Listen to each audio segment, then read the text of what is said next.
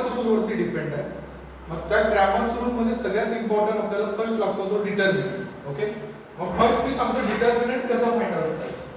ठीक आहे, लक्ष द्यायचं. सपोज हा मॅट्रिक्स आहे.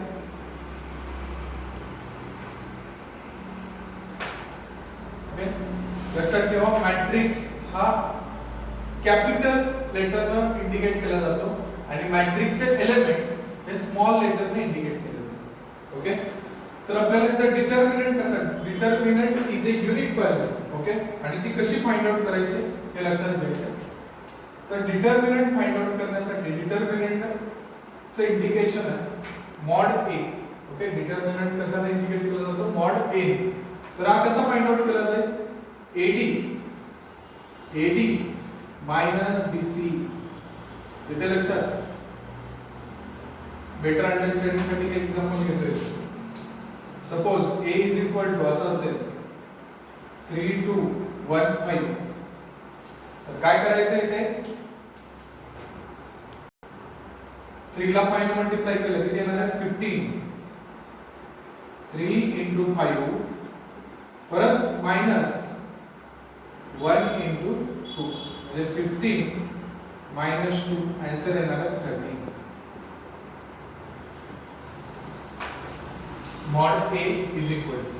ओके, तर इकडे डिटर्मिनंटचा यूज करून क्रॅमर्स मेथड कशी, म्हणजे जे काही क्रॅमर्स रूल आहे तो कसा यूज करणार आहे ते आपण बघूया.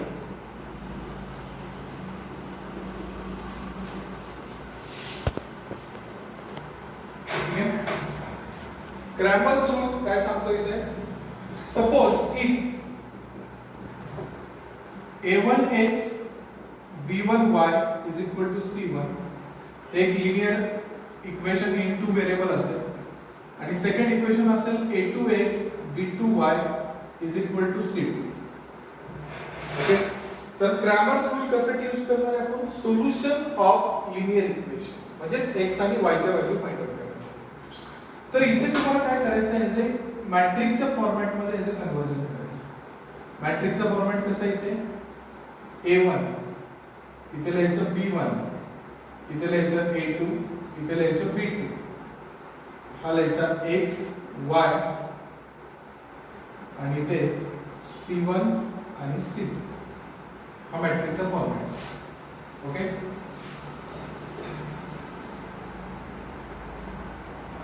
डिटर्मिनंट डी कसा काढणार आपण इथे, आताच मी सांगितलं क्रॉस मल्टिप्लाय करायचं मायनस करायचं. ओके, आपल्याला dx काढावा लागतो. dx कसा काढायचा केअरफुली लक्षात ठेवा. a1 a2 हा कशाने रिप्लेस करायचा, c1 आणि c2. म्हणजे इथे काय होणार आहे, a1 a2 च्या जागी काय येणार आहे, c1 c2 b1 b2. Okay, आणि इथे dy ला सेम b1 b2 कशाने रिप्लेस करायचा, c1 आणि c2.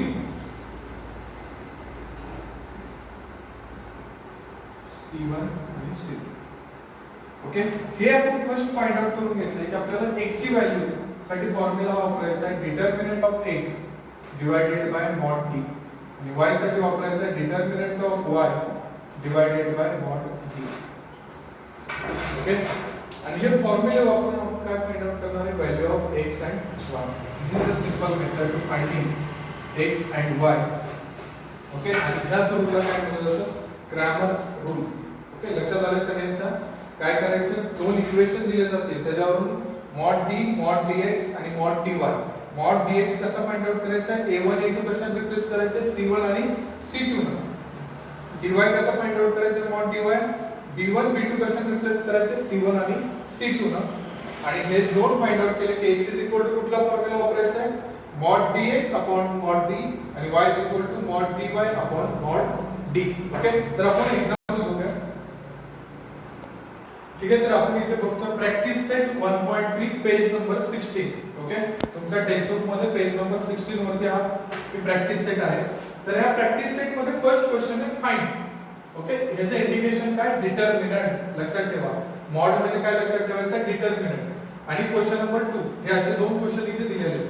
हा ऍक्टिव्हिटीचा क्वेश्चन आहे, पण आपण हे अशा टाइप मध्ये सॉल्व्ह करणार रेग्युलर. तुम्ही ती ऍक्टिव्हिटी परत फिल अप करा. ठीक आहे. तर सपोज हिला आपण इथे इंटिग्रेशन दिलं a. सपोज इथे काही देऊ शकता तुम्ही a b c d. तर इथे काय करायचं आपल्याला, डिटर्मिनंट फाइंड आउट करणे म्हणजेच काय करणे, क्रॉस मल्टिप्लाय करायचं आणि सबट्रॅक्शन करायचं.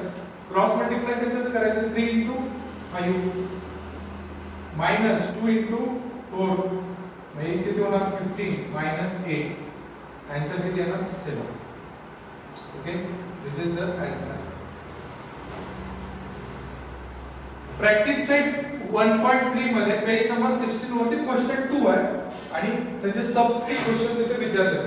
इथे मॉड म्हणजेच काय फाइंड आउट करायचं, डिटर्मिनंट. ओके, तर डिटर्मिनंट फाइंड आउट करताना इथे फर्स्ट स्टेप आपण काय करायचं, याला a कन्सिडर करूया.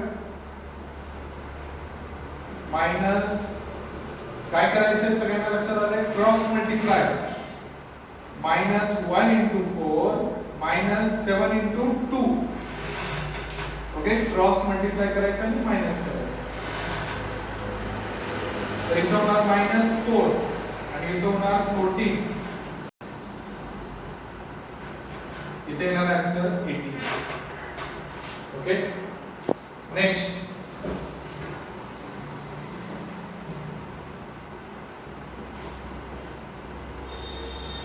हे बघा 5 3 - 7, 0.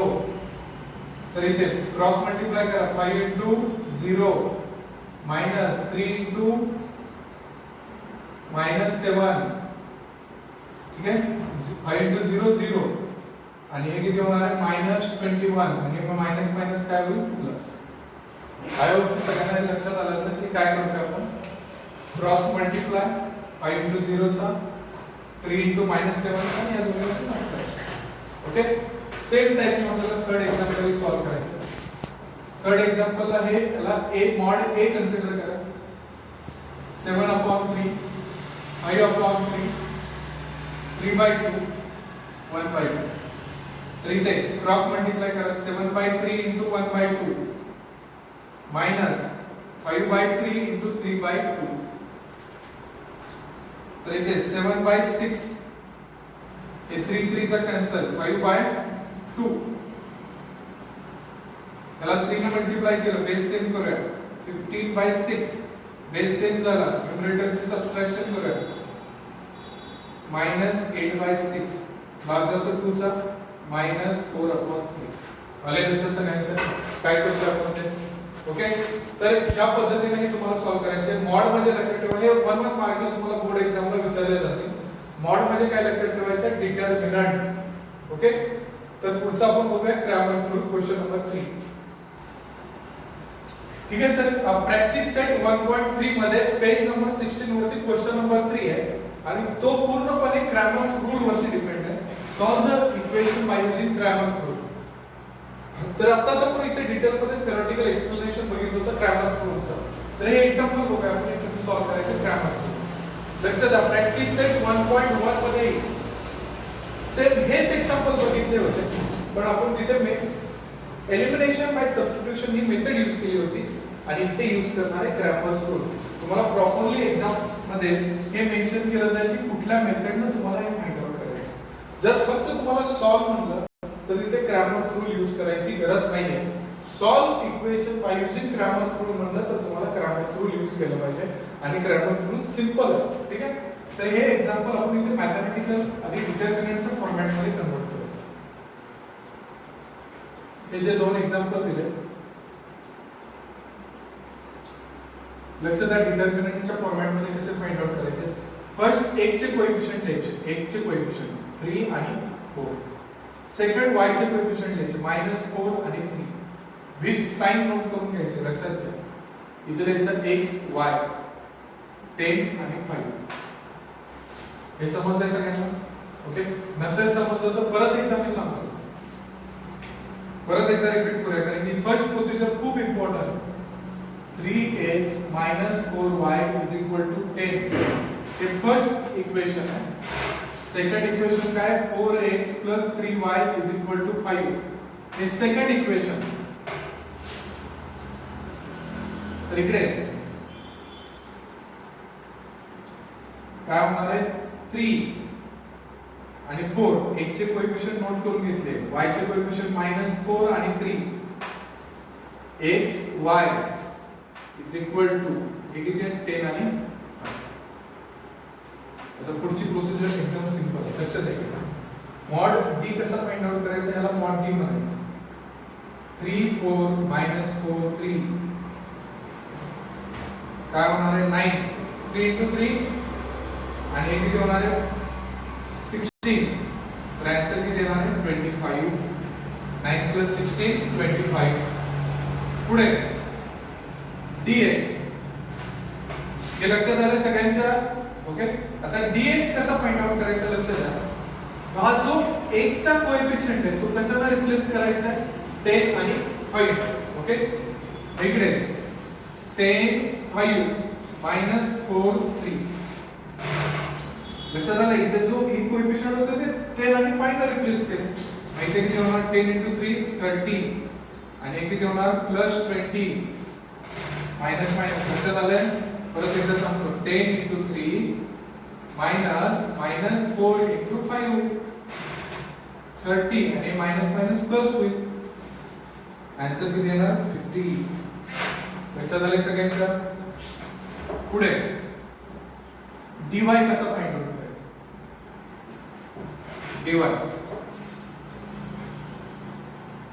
dy मध्ये काय करायचं y चे कोएफिशिएंट 10 आणि 5 ने रिप्लेस करायचे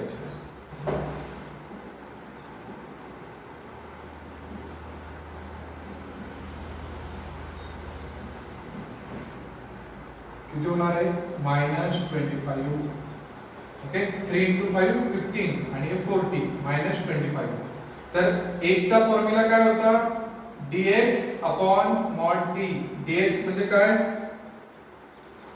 50 divided by 25 लक्षात घ्या dx 50 आणि d 25 आन्सर किती येणार 2 x चा आन्सर मिळाला आपल्याला 2 तसंच y काय करायचं dy upon mod d dy किती आहे -25 आन्सर किती आला मायनस आहे का यामध्ये क्रॅमर्स रूल कसा सॉल्व करायचा इथे फर्स्ट इक्वेशन दिले जातील त्याचं एक मॅट्रिक्स तयार करायचं मॅट्रिक्स मध्ये first coefficient matrix variable matrix आणि is equal to constant matrix जो फर्स्ट कोएफिशिएंट मॅट्रिक्स असेल त्याला मॉड d म्हणायचं dx कसं पण हे करायचं कोण 3 आणि 4 हे कॉन्स्टंट ने रिप्लेस करायचं ओके आणि तसंच y चे कोएफिशिएंट हे कॉन्स्टंट ने dy मध्ये रिप्लेस करायचे आणि त्या पद्धतीने x आणि y तुम्हाला इथे फाइंड आउट करायचं तर आपण इथे बघूया सेकंड एक्झाम्पल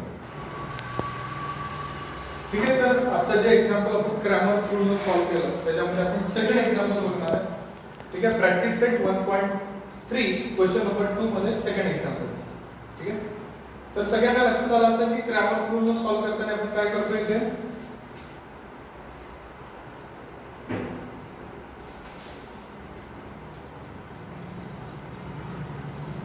याचा कन्वर्जन मॅट्रिक्सच्या फॉर्मॅट मध्ये करून देतो ठीक आहे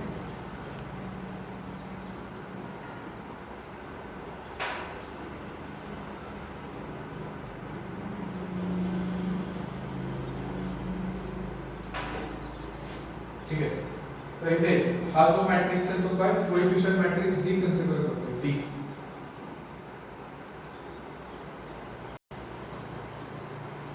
किती होणार आहे 4 into 5 20 18 इथे लिहूया 20 18 आन्सर येणार आहे 2 dx इज इक्वल टू काय येणार आहे काय करतो आपण इथे 4 आणि 6 कॉन्स्टंट ने रिप्लेस करतो ठीक आहे dx 4 8 3 5 इथे बघा काय आहे 20 24 इथे येणार आहे -4 ओके तसंच आपण इथे dy फाइंड आउट करताना काय करतोय 4 6 आणि 3 आणि 5 कसा रिप्लेस करणार आहे कॉन्स्टंट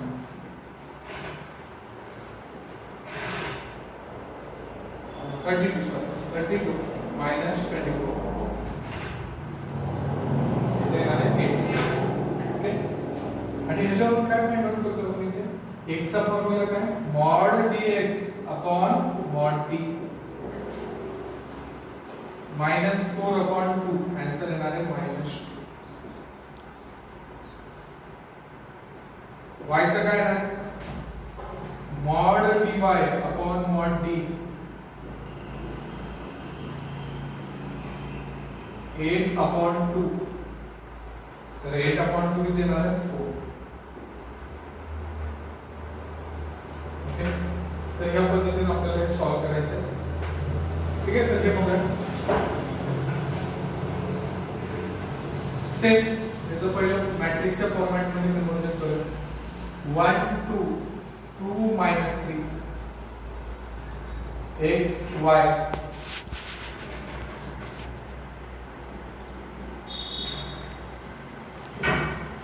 ओके, हा जो असणार आहे तो कुठला मॅट्रिक्स आहे? T matrix. -3 -4 -7. सेम dx कसं येणार आहे इथे? dx 1 आणि 2 रिप्लेस 1 2 हे कशामध्ये रिप्लेस करायचं? -1 आणि 12 ना 2 -3. आता इथे किती होणार आहे? 3 आणि 24. म्हणजे आन्सर किती येणार आहे? -21. ओके, dy कसं रिप्लेस होणार आहे? जे y चे कोएफिशिएंट आहे ते कॉन्स्टंट ने रिप्लेस करा. 12 मायनस मायनस प्लस इथे होणार आहे 14. ओके, तर याच्यामध्ये x इज इक्वल टू काय लक्षात ठेवायचा formula? dx upon mod d. Answer येणार आहे 3. आणि y इज इक्वल टू काय लक्षात ठेवायचं आहे? dy upon mod d.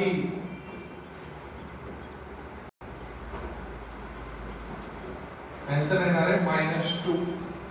and this is the solution of given equation. आणि या पद्धतीने तुम्हाला हे फाइंड आउट करायचं.